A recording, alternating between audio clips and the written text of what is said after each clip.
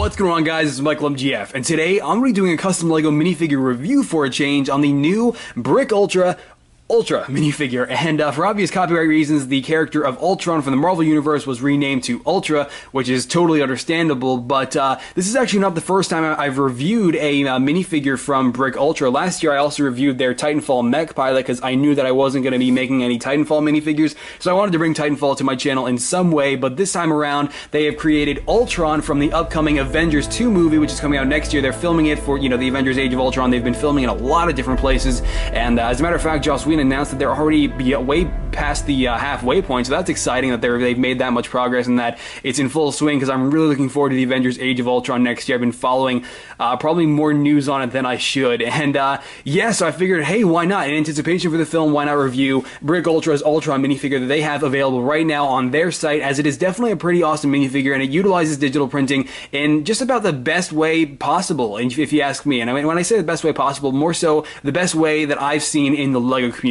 rather, would probably be a bit of a better way to put it. But it's still a fantastic minifigure. Absolutely love the detail on it and the overall quality of it, so I definitely recommend it. I'll get into all the reasons just as to why, but for right now, let's get a better look at him. Alright, so here we go with the minifigure itself, and I think just to start off right off the bat, I don't think it's really necessary for me to go over each and every little individual detail, so I'll put it out there first that this minifigure's design is through the roof with detail. It is just absolutely incredible, and for me as a customizer who paints this sort of thing on a daily basis, this is actually kind of inspiring to me. The usage of lines and the way they use them for this is just, it's great, and I think it really represents Ultron's robotic adamantium, it's all there, and I think it's a great representation of Ultron, and they actually elected to use a dark bluish gray color when usually Ultron is more of a silver light gray. So I mean, while I do think that the dark bluish gray really does actually look pretty good for Ultron, I'm kind of curious. I wonder what this minifigure would have looked like in light bluish gray, but regardless, it is now in dark bluish gray, and it looks really great, don't get me wrong.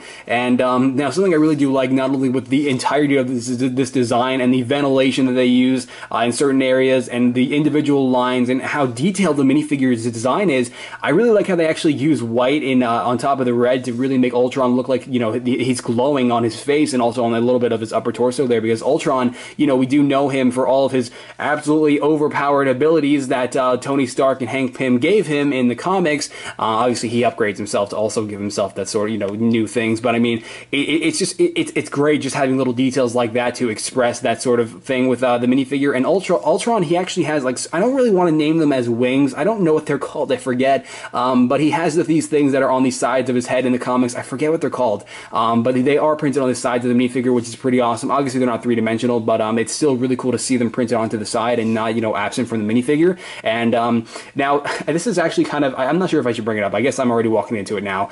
In the movie Age of Ultron that's coming out next year, we've already seen Ultron on set, and it's like, why does his face not look like this? I'm kind of okay with this, the new design for Ultron that they're using for the cinematic universe, but it's like, I kind of prefer Ultron to look like this and have this sort of face, because this really looks like Ultron. This captures Ultron's face in a great way. I think it looks awesome straight out of the comics, but then in the actual film and the photos we've seen on set aren't exactly the same way. I can't, the same can't be said for that, so I'm really hoping that a little bit of CGI will be done to that version of Ultron that we saw on, on those set photos, because I think that this is what Ultron looks like, and hopefully he'll look something at least like this in the actual film, but that's kind of not relevant to the minifigure, but I wanted to bring it up anyway, because what better video rather, than a video on an actual Ultron minifigure. But yeah, so I really like the knee pads here and these little details on the front of the toes, the ventilation here, these little lines, things like that make up this minifigure. This is the closest I have ever seen any minifigure come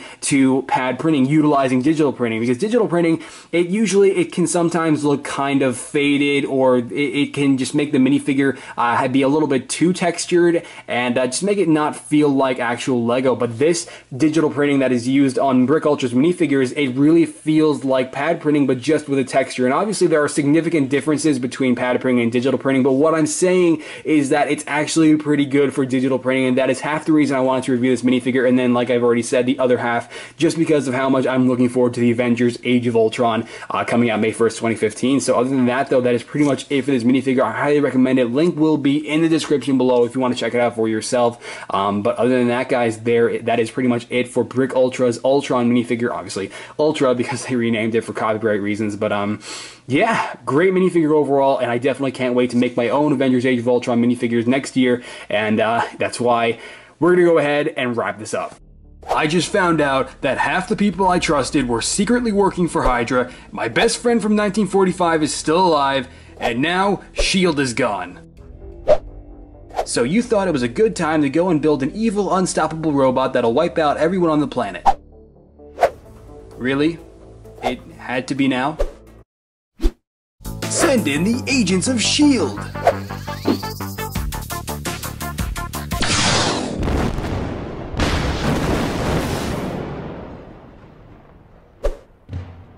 Alright guys, and there you go, my review on the BrickUltra Ultra minifigure, obviously Ultron, and it is just a really fantastic minifigure. As I already said, this is the closest I have ever seen anyone's digital printing come to pad printing, which is once again what the LEGO Group uses, and not just that, but also the LEGO Group is not going to be releasing their Avengers Age of Ultron sets until I would think around March, based on their usual schedules for releasing Marvel Cinematic Universe sets, so you're not going to be getting any other Ultron until then, and this minifigure is here now, available on BrickUltra's store. Once again, link will be in the description below, and this minifigure just has some really great quality printing to it. Not just that, but the detail is phenomenal. For me as a customizer who paints little details like these, it is really awesome to see what they use and all the detail they use in their design to portray this amazing character, because this is like, you know, the worst, well, I'd say not the worst, let's say Thanos is probably the worst villain the Avengers ever faced, but he's definitely up there, Ultron here, so it's really great to see this minifigure replicated in a LEGO form so early, given that the movie is already still a little under a year out.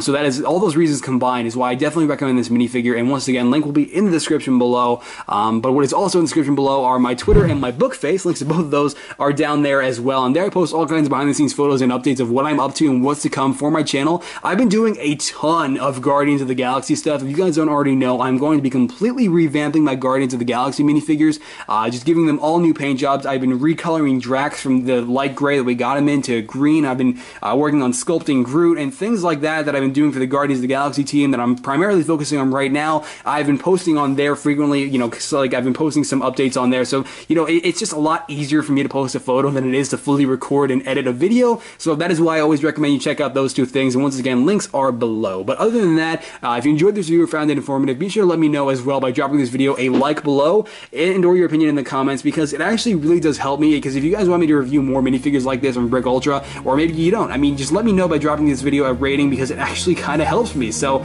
yeah, I think I'm done talking. I've probably done enough of it, so I'm gonna catch you guys later, and I'll see you next time. Bye!